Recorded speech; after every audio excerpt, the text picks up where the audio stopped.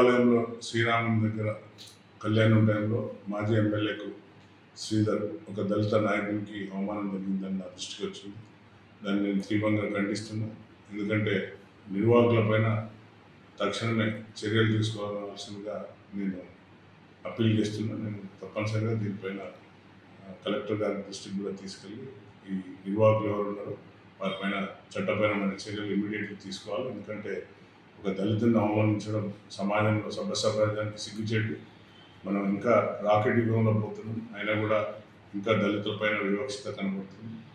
అతను ఒక రాష్ట్రీయ దళిత, నేను గౌరవించుకోవాల్సిన బాధ్యత నిర్వాహకులపైన ఉంటుంది. అది పూర్ణ అతను స్థానికుడు, వర్ధనపేట స్థానికుడు, అలాగే మాజీ ఎమ్మెల్యే కాబట్టి వారిని గౌరవించుకోవాల్సిన బాధ్యత నిర్వాహకుల పైన ఉంటుంది. కాబట్టి దీన్ని నేను తీవ్రంగా ఖండిస్తున్నాను.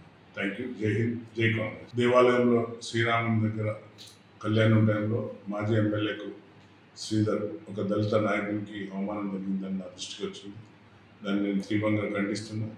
ఎందుకంటే నిర్వాహకులపైన తక్షణమే చర్యలు తీసుకోవాల్సిందిగా నేను అప్పీల్ చేస్తున్నాను. నేను తప్పనిసరిగా దీనిపైన కలెక్టర్ గారి దృష్టికి కూడా తీసుకెళ్ళి ఈ నిర్వాహకులు ఎవరు ఉన్నారో వారిపైన చట్టపరమైన చర్యలు ఇమీడియట్గా తీసుకోవాలి. ఎందుకంటే ఒక దళితులను అవమానించడం సమాజంలో సభ్యసమాజానికి సిగ్గుచేటు. మనం ఇంకా రాకెట్ యుగంలో పోతున్నాం, అయినా కూడా ఇంకా దళితులపైన వివక్షత కనబడుతుంది.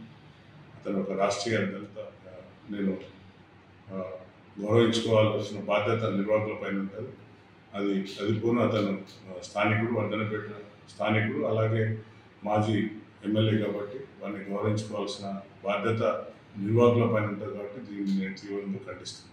Thank you. జై హింద్, జై కాంగ్రెస్. మరిన్ని వీడియోస్ కోసం ఛానల్ ని సబ్స్క్రైబ్ చేయండి. లేటెస్ట్ అప్డేట్స్ కోసం వాట్సాప్ ఛానల్ ని ఫాలో అవ్వండి. ఆ లింక్ డిస్క్రిప్షన్ లో ఉంది.